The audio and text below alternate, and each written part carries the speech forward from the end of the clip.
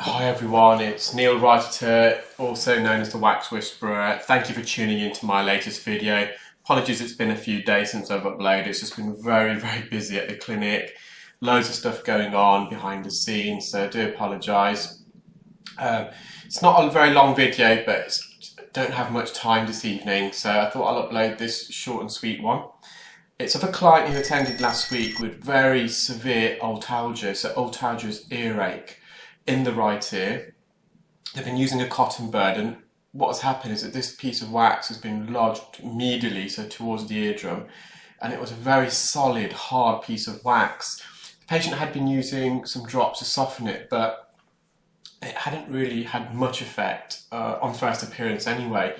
When I'm suctioning this wax, I can feel it's still quite firm, and the reason why we're using suction, especially when someone's got otalgia, is so when someone's got earache, any of the instrumentation, especially when the ear's completely blocked like this, we're having to insert an ear hook or a Jobson horn in and behind the wax, but this wax is completely compressed. It's right up against the ear canal walls, and because it's on the bony part, inserting an instrument in between the wax and the canal wall can be very uncomfortable. So suction is the least painful method when someone's already experiencing earache.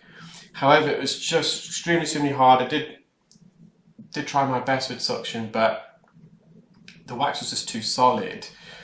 And at this stage, I was just explaining to the patient when I brought the suction probe out in a moment that I've got no real choice. I have to use an ear hook now just to get in and behind this wax, because there's no other way this is going to come out. The wax is just too lodged, it's too firm for suction. So I'm just giving it one last go at the base. I'm just trying to wriggle this to get a suction grip, but it is really lodged.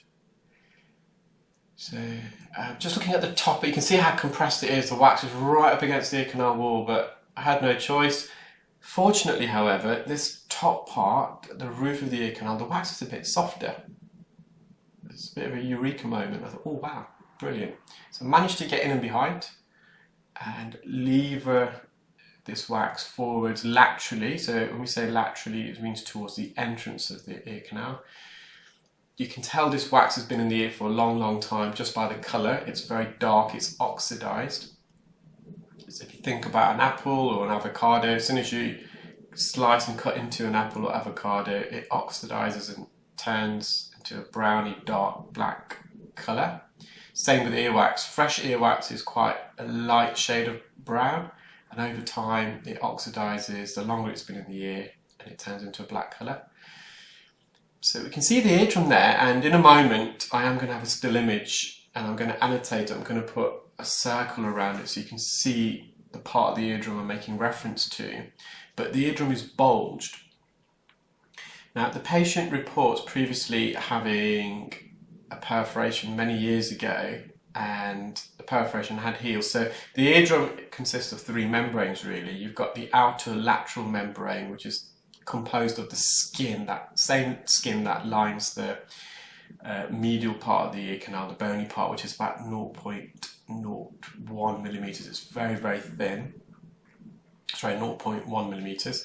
Then you've got the middle layer, which is a fibrous layer with a bit of connective tissue. Then you've got the medial layer, which is the mucosa. So it's a layer of skin that supplies all the blood vessels, all the bloodstream to the eardrum, and that mucosa lines the middle ear.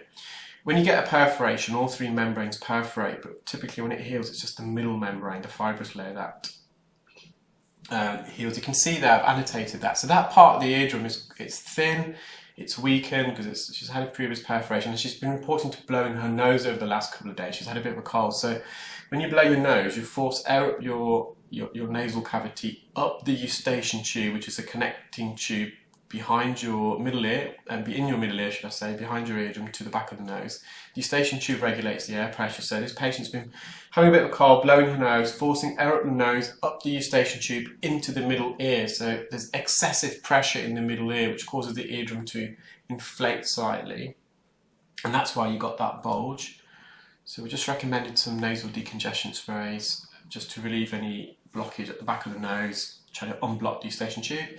Just weighed that lump of wax, so it's 1/4 gram, 250 milligrams. I hope you enjoyed that video, guys. I hope you're all having a nice weekend. Sorry, not weekend, I'm getting ahead of myself.